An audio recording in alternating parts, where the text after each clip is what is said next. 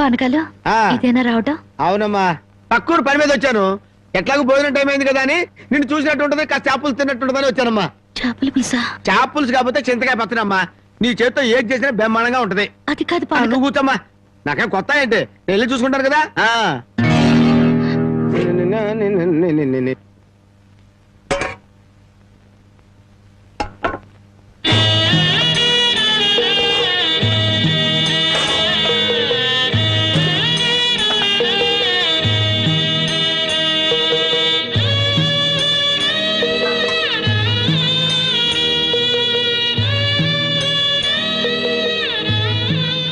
ఏమ్మా, అన్నం వండలేదా? వండటానికి ఏమీ లేదా?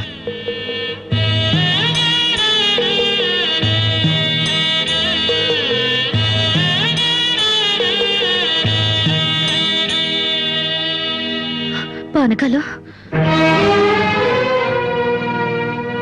ఈ విషయం అమ్మా నాన్నకు చెప్పొద్దు. నీకేం తక్కువ అమ్మా? డబ్బా, ఆస్తుల అన్నీ ఉండి కూడా ఇంత పేదరికం అనుభవిస్తున్నావు. అమ్మా, ఇంత అభిమానం ఉన్న నీ కడుపులో కొడుకుగా పుట్టే అదృష్టం వచ్చే జన్మలైనా ఆ భగవంతుడు నాకు కలగజేయాలని కోరుకుంటున్నానమ్మా. వస్తానమ్మా.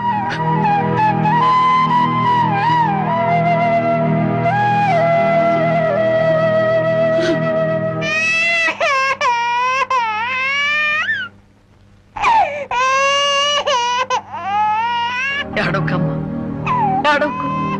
మా అమ్మవు కదా, పక్కింట్లో పాలు అడుగుదామన్నా పరువు పోద్ది. ఎన్నిసార్లు అని అడుగుతాం? ఊరుకమ్మా, ఊరుకు.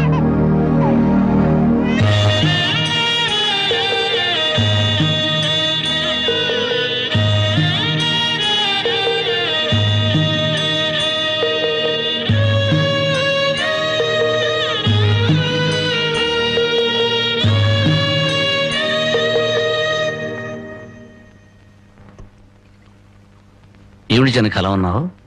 నాకేమండి, బానే ఉన్నాను.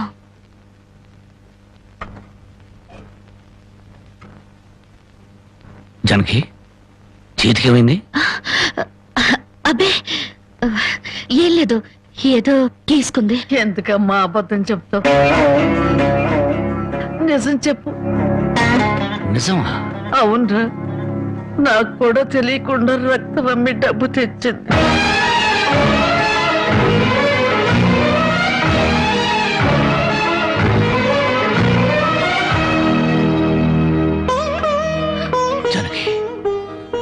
నువ్వు రక్తం అమ్మావా? కొనేవాళ్ళుంటే మాంసం కూడా అమ్మేదిరా. ఇల్లు కడవటానికి, పొయ్యి వెలగటానికి దానికి ఇంతకన్నా మార్గమేముంది? నీకు సంపాదనే ఉంది. ఇదంతా కర్మరా, కర్మ.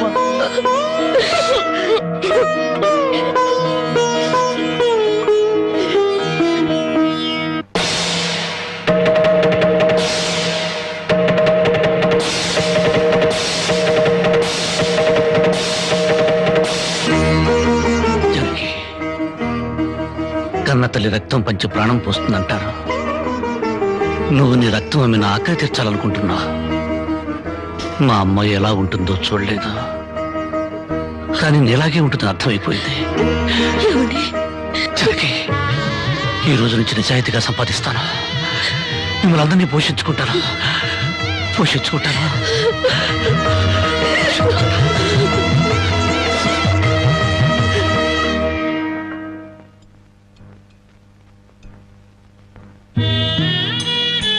భోంచేస్తున్నారండి అయ్యా, బాగా చేయండి. అమ్మా, అయ్యగారికి పౌరుషం పెరగటానికి 4 పచ్చిమిరపకాయలు కూడా వేసి పెట్టండి అమ్మా. పలకాలు నీకన్నా పిచ్చి పట్టిందా? అవునయ్య గారు, జానకమ్మ బతుకు చూసొచ్చాక నాకు నిజంగానే పిచ్చి పట్టింది. మహాలక్ష్మి లాంటి ఆ తల్లి పాత చీరలు కట్టుకుని కళ్ళలో ఆకలిని, కడుపులో బాధల్ని దాచుకుంటూ ఎలా బతుకుతుందో ఒకసారి చూసిరండి అయ్యా. దాని కర్మ చేసుకున్నానికి అనిపిస్తోంది.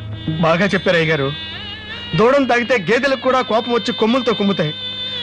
మనం మనుషులం కదా, వాటి పౌరుషాలు మనకెందుకులేండి.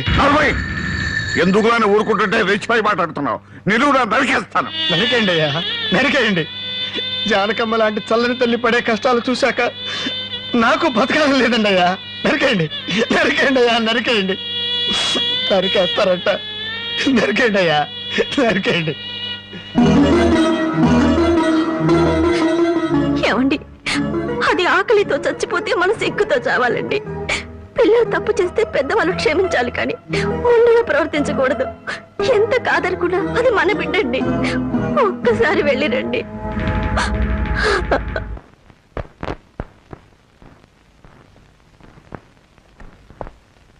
అమ్మా, ఇది ఇక్కడ తగ్గే జబ్బు కాదు. త్వరగా పట్నం తీసుకెళ్లి చూపించండి. అప్పటి వరకు ఈ మందులు వాడండి.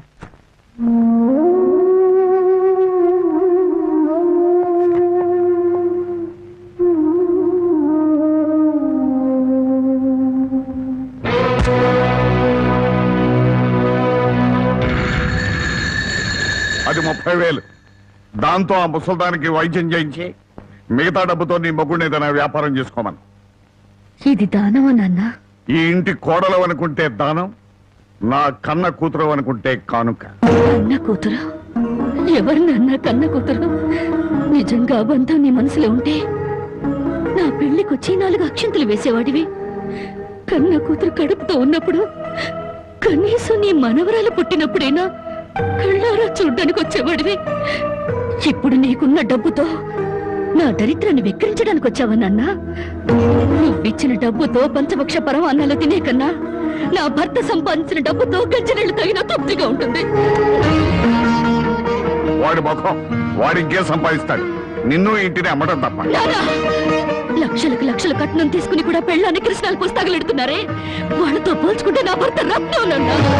రత్నం కట్టుకున్న చీరతో వచ్చి నన్ను పెళ్లి చేసుకున్న ఆయన నువ్వు కోటీశ్వరుడని తెలిసినా కూడా నీ దగ్గర చిల్లి గవ్వ కూడా ఆశించలేదు.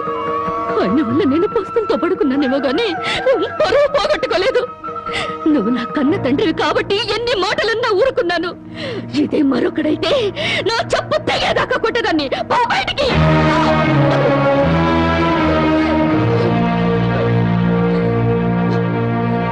సింహంలో బ్రతుకును ఉద్యోగంలో చేరి గాడి చాకరీ చేస్తావా? అవును సార్, మా ఇల్లు గడవడమే చాలా కష్టంగా ఉంది.